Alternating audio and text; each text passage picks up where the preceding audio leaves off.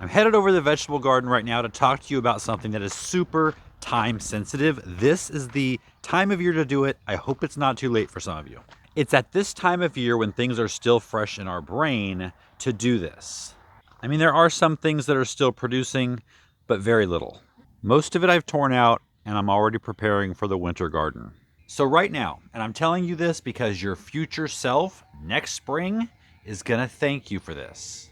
As boring and simple as it sounds, you need to right now make some notes. Now you can make some notes in a notebook, pen and paper, or what I like to do is take my phone out in the garden and just film all the different areas. Think about either what's still there or what was there just previously, and what I thought about it, how it grew.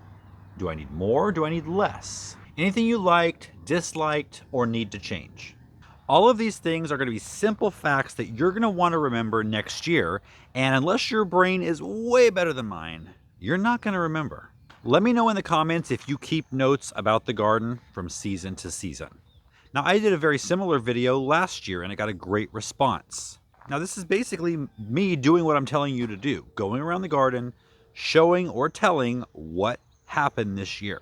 Not only will I have this information next spring when it comes to plant the same garden again, but I'm also going to be able to take these notes and compare to last year's notes. Now, one thing I had in my notes last year is that I wanted to plant things earlier. It's something I say just about every year, but this year I was really planning on sticking with that. Unfortunately, our cool weather went all the way through June this year. And so I had so many things in the garden that looked good. The cool season vegetables were still doing good in May and June. And so I really hated to pull them out.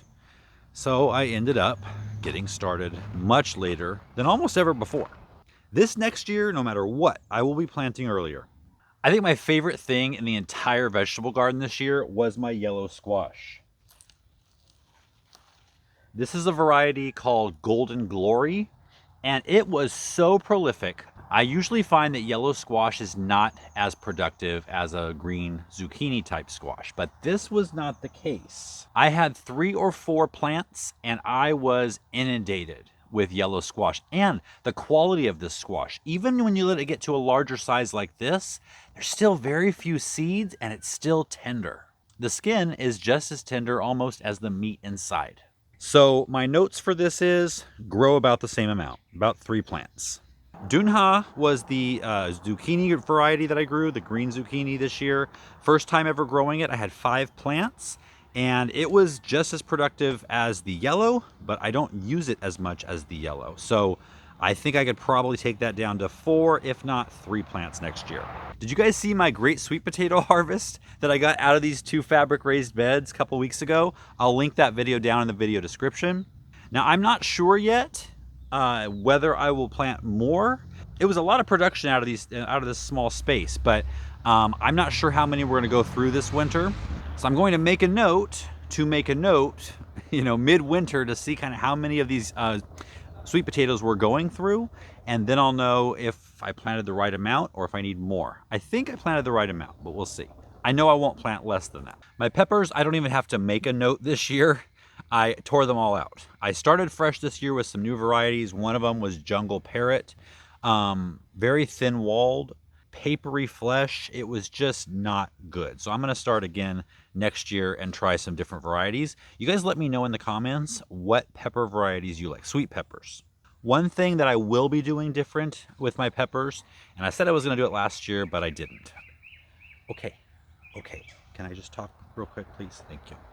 I definitely need to make a shade structure for my peppers this coming spring. At this house, we've been here 2 years now, and the sun here is a lot more intense than where I used to live. We used to live by the coast, and we did not get sun scald very often at all. And here we seem to get it on every pepper, except for the ones that are growing way down underneath. So that's going to be a necessity, and I will be doing that this spring. I had a great cucumber year. I grew them on strings up on this trellis up here. It allowed me to grow a lot more in a much smaller space because you're growing them vertically. I think they were more prolific, and they certainly got less pest damage because when they're laying on the ground, there's a lot more creepy crawlies, on the soil and in the mulch that can kind of snack on them. I had less disease because you get them up off the ground and up into the open air. There's a lot more airflow through the plant, so they don't get a lot of the fungal diseases like mildew. I grew 6 plants, and that seemed like the right amount. I grew 2 varieties. It was Be It Alpha and National Pickling. Last year I grew Be It Alpha. I wasn't super impressed. They had a lot of big seeds, and some of you in the comments said that some of them liked that and some of them weren't, so I gave them another chance this year, and for whatever reason they had smaller seeds this year. So I will be doing those again next year. National Pickling I didn't like so much. They didn't work as well for me, so I'll probably replace those next year with a different variety. Now tomatoes. It was the absolute worst tomato year I've ever had. Mostly because of error, and I'm not even sure how it happened. I ended up with all cherry tomatoes, except for a plant that a friend gave me. I was expecting Kellogg's Breakfast for one, which is my favorite tomato, and I didn't have one of those. So I'm not sure if I messed up the seeds or if the seed company messed up the seeds. I got all cherry tomatoes.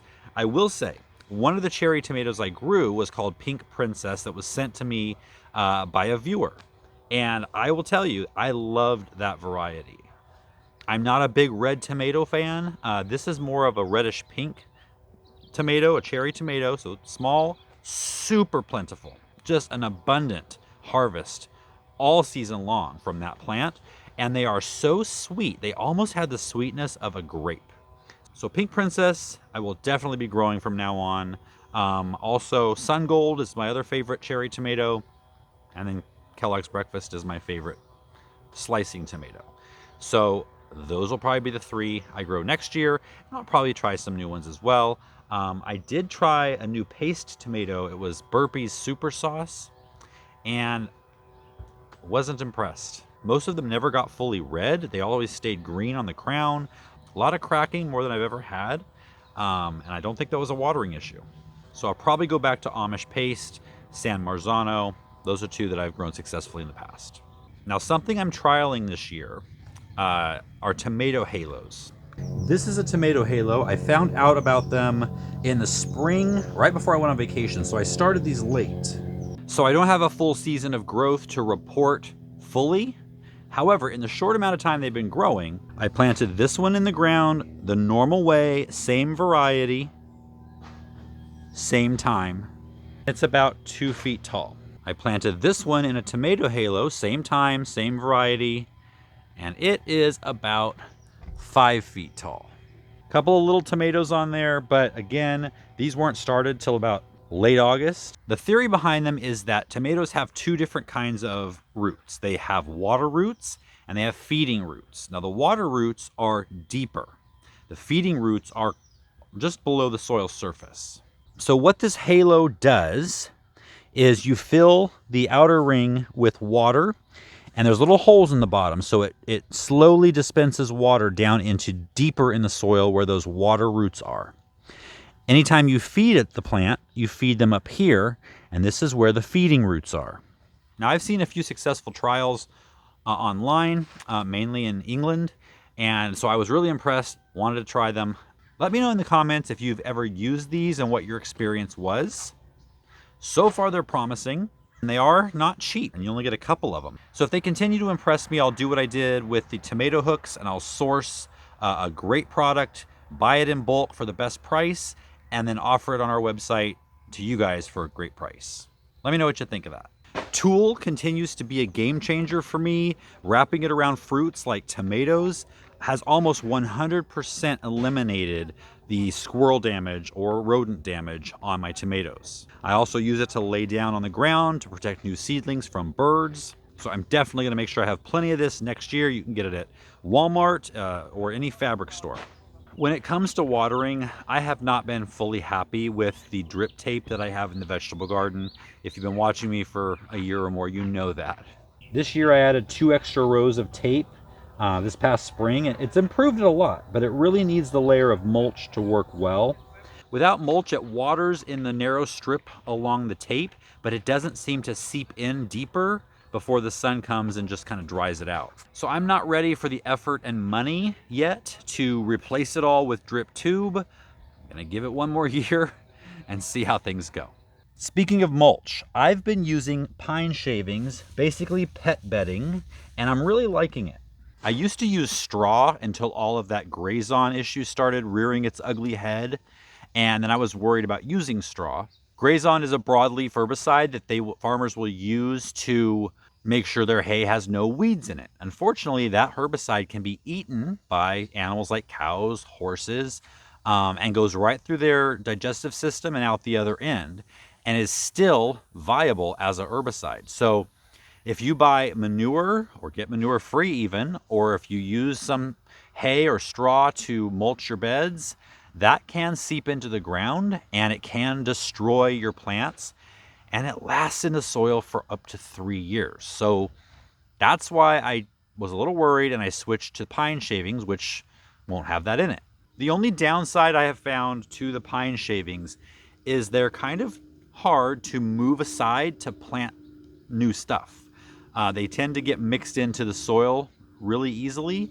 Now, I have the smaller grade or smaller size shavings, so it may not, as long as it's not a majority of it in the soil, it may not rob nitrogen, but that's the fear, is that it will rob the nitrogen from the soil as they break down, and plants won't have access to that nitrogen, which could be a big problem. So I'm still going to use it. I'm going to be mindful of moving it out of the way completely before I plant something new. We do have our new dairy calf coming next week. If you guys don't know that, you're probably not following us over on Next Level Homestead, our second channel. So if you want to follow all that, plus the new dog Bella, and everything we do around here, building out the gardens and structures, Next Level Homestead. Put a link to that down below in the description. But with that dairy calf is going to come a lot of straw. So I may go back to the straw for mulch. I don't know that mulching has been a big issue with grazon in the ground. I know definitely mixing manure and things like that, or compost that has had manure in it that has grazon in it, so I might risk it. I'm not sure yet. I'll probably use both next year to see which one really works well side by side, and then see if it's worth the risk or not to continue. So up here in the cottage garden, things are looking well still here in almost November. The other day on Next Level Homestead, I cleaned this all out. We talked about different things, dahlias, and how I was doing things up here. And then a couple videos before that, we had our big pumpkin harvest. And I was really happy with the pumpkin patch being up here in the cottage garden. It gave me lots of space, it looked whimsical, and it really produced a lot of pumpkins. But not enough pumpkins. I want to decorate a lot with the next year, so we're going to triple our growing space. We have some property on the other side of the fence over there, and that is just property that's not used right now. Eventually it will be our Japanese garden, but for now, this coming year, I think I'm going to fill it up with more pumpkins and squash. If you want to know how all my gardens looked at the height of their growth in the spring and early summer, I'm going to put a link right here to a tour I did back in May. I'll see you guys next time.